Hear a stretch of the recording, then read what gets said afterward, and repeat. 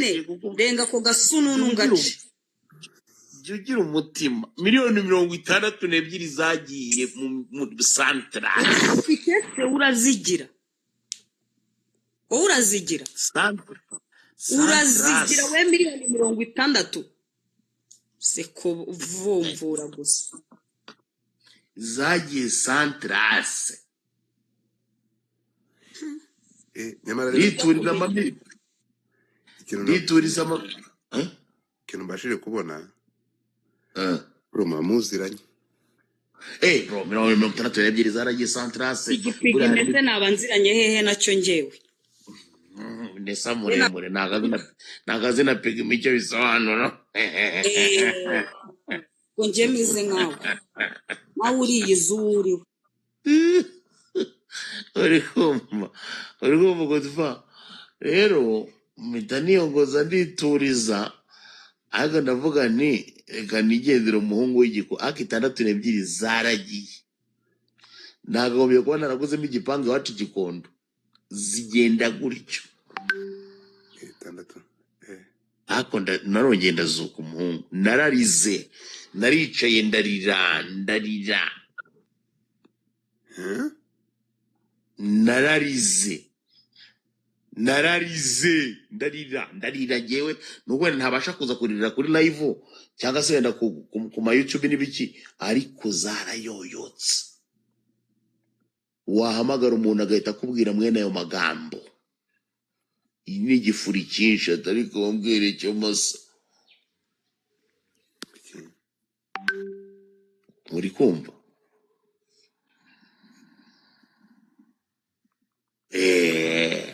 ako nesa ndamukunda disi nuko gusa nyine ari ukuntu nyine nawe abivangavanga ariko ndamukunda ngiye nyine naratuje ndavuga nanga banyenye kazongo narara reka nicare nyine ntuzi none zo wabigenza utu nuko Kigali kwa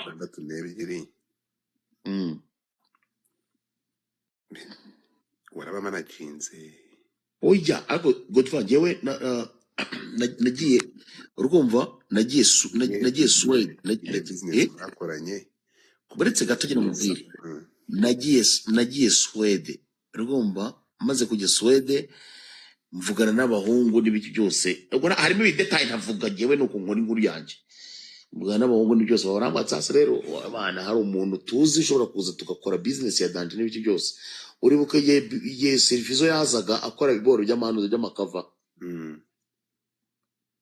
Sweden magura ibikoresho bya studio bro ndabimanukana ngeze Nyarugenge ngo bino ngo ntago bihagije mpita nsimbuka njya Turki muri Turukiya nzana ibindi bikoresho studio ntago ibagaze burya ngo miliyoni 1 cyangwa 2 reka da studio audio record nziza nibura 24 ziragenda uri kumva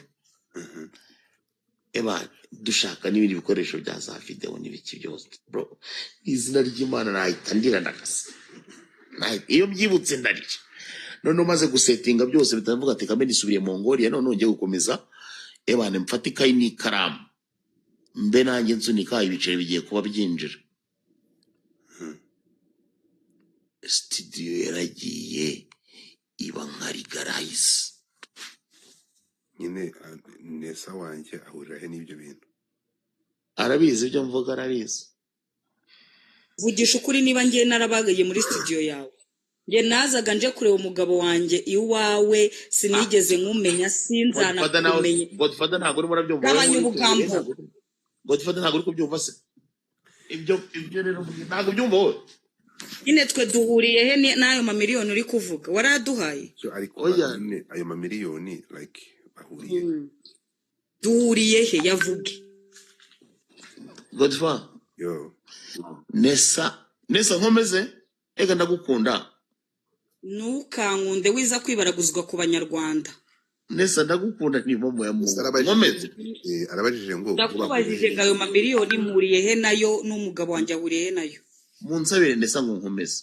komeza okay uwitwa Nesa urumva yarazaga agasanga ko bitkira ntago ajya avuga byinshi na buriya bari kumwe nyine aho ngaho ariko ntago ajya avuga nyine bitkira ntago ajya avuga urumva bro urumva Godfather Nesa agahita aza muri studio. Ari nayo mpamvu buriya mbonye Nesa nyine amarira yongera akajenga mu maso kandi ndamukunda fo. Ariko Nesa yagera muri studio agasanga beat kirimo aracuranga nka beat. Ariko noneho muri studio wenda hajemo nk'umukobwa, sibyo? Bro, Nesa yahita agaca ibintu byose biri aho ngaho agakubita beat kiri ibyo biboro. Njyewe ndi aho ngaho nagiye mpombera mwana ko Godfrey mu biki kwere afuha kubi nyine buriya bitabaho. None yamaze kwishiriramo imiriro, uri kumva bro? Ibyabaga biri aho byose yahitaga bimena. Nawe arabibyivugiye ngo yajyaga aza kuhamureba. N'uwo twamakinga agashuwa neza ko uri kumva basi nibura umuntu bita Nesa amaze nk'icyumweru atagera aho ngaho. None hano ni kuri RIB, jya kuri RIB wishyuze. Wabyumvikasha umva nk'igisubizo bampaye mwana. Ako Nesa mbabaje buriya mwana. RIB mu gitondo cya karubyukiro dore bwakeye umva nk'ibintu abahise avuga mwana. None se reka nkubaze, ubwo ayo mamiliyoni uri kuvuga urumva muriye he nayo? Bwira abanyarwanda aho amamiliyoni yawe mfite nyakwishyure. Godfrey wabyumvise? Yavuga hanyuma nuvuga ngo studio niba byumvishe neza, studio yakoranyeho na Beat Killer. Yari main producer kabisa. Ntago ajya avuga na byinshi. Umwana mwiza ntajya avuga byinshi. Ni na mpamvu Nesa yambujije kumuvugaho nkahita mbireka. Ni umwana mwiza byatari. nuko ubizi ko akuzi yakubaga nukora ikosa shaka sura ahita ubyemera. Beat Killer ntabwo nshobora kumuvugaho. Nabikubwiye. Urabizi ko nawe kumutsikiraho wahita unsobanukirwa. We ntacyo wantwara gasike. Mutsikireho gaturebe. Oya. Ntabwo nshobora kuvuga Godfrey. Beat Killer ni umuntu innocent. Ntabwo uzigera umwumva avuga, ntabwo ajya avuga disi w'abandi. Na buriya bari kumwe nyine bari kumwe. Noneho uza agakora iyo Nesa gukora se. Yamaze gukorera nk'amakosa uramuhamagara, uhamagara nimero Beat Killer Nesa agahita uyitaba. Ngo urahamagara ikigashino kanyoko. Gutyo nyine agahita akubwira. Gutyo nyine. Gutyo nyine ahita bikurabura direct. Uburenganzira bwo kwitaba nimero y'umugabo we nta kibazo, ariko se gutahita kurabura atarabanza kumva n'ibyo ugiye kumubwira. none se ubyuka mu gitondo uhamagara nimero y'umugabo ayo masaha kubera iki? Urumva nyine ari igihe nk'igihe wenda babaga bamukomye gutyo nyine urikumva ugahamagara wenda nka Beat Killer kugira ngo wumve niba ameze neza n'ibiki byose urikumva. aho ngo se mpa winjiye mu muryango bro Nesaga aho ntuba winjiye mu muryango w'umuntu yibitse ngo ubabwisha muri iyo nzago kandi byabaga byabereye umva se byabaga byabereye iwacu. Wagombaga nyine kubikurikirana hakoze Godfrey. Ntabwo umuntu yaba yakubitiye iwawe ntumukurikirane mu gitondo. ushaka abanzi babiri rero yivanga mu bantu babana. Mukomeze munseke kubera namwe ndabona munsetse. Kubera iki bashwanaga bagatahana? Baratahanaga se kandi twarakizaga umwe tukamucyura ukundi tukamucyura ukwe. hanyuma mu gitondo akitaba telefone ye. Mana abo bantu ni ukuvuga ngo abo bantu nyine ntibishoboka. Nibo bantu bibaniye akaramata nyine ntibishoboka. Nyine ntibishoboka mugabo. ni ukuvuga ngo urukumva byo rero kubera ko kundi iyo ugiye kwishaka abanzi babiri wivanga mu kibazo cy'umugore n'umugabo. Niyo mpamvu natwe twaremeye turahe 62 zarariwe bro. Ndatuza njya ngira amagambo menshi, njya ngira gute nahise nuza ndiherera ndarira. Oya njya gukorana gikoboye nta masezerano njya mpereza abantu bose dukorana nta numwe njya mpereza amasezerano. Uzi se ikintu ukora niko Godfrey uzi indi scenario yabaye hose Nesa nawe arayizi ibintu byambayeho bindi rero. Naragiye nitoragurira umwana w'umukomediye ebane bita Nyakso. Baba arambwira ati noneho wowe kugira ngo dukore boro nziza ugomba kugura amakamera. Ngura amakamera meza kabisa n'ibiki byose. Mbaza ngo byahise bigenda bite? what happened? Umwana w'umuhungu yamaze kunkorera video ebyiri zanarebwe n'abantu nk'ibihumbi nka 800 na bingahe n'ibiki byose.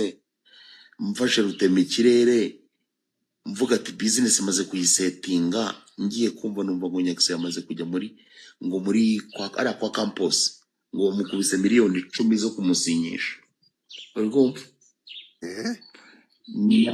Nabwo nariherereye ndarira, ndavuga nize kamera nzazirya, nzabigurisha, nzabigenza. Iyi mihanda yakwakiriye Nuko byagenze. Uwitwa Yampano naramwitoraguriye, ari umwana rwose wiviriye Cyangugu, anavuga neza rwose yitonze n'ibiki byose. Uko byagenze, Dumba niwe muntu ushobora kubiganira kuko nawe numwe mu bantu bangambaniye. inde Dumba ate bamukubise inoti ya senkisa, maze gukorera Yampano indirimbo nk'ebyiri. Urumva kwa Element, wumve ko icyo gihe Element yanacaga 500, ariko gihe yarambwiye ati bitewe n'ukuntu numvise tabaye n'umukoboyi ngende zimukorera for free. Ari no puja ukumva umimfashijemo bro. Dumba turi kuri live ya Instagram, urumva tuba tubonye umukire, twese turasara. Urabizi ukuntu nkunda abakire. ubu ninde Tumaze gusara Dumba bamwitaga James. Dumba aragenda nca ruhinga, nyuma ahita afata Yampano, urumva amukubita umukire. Dumba bamukubita inoti ya 500. amadolari 500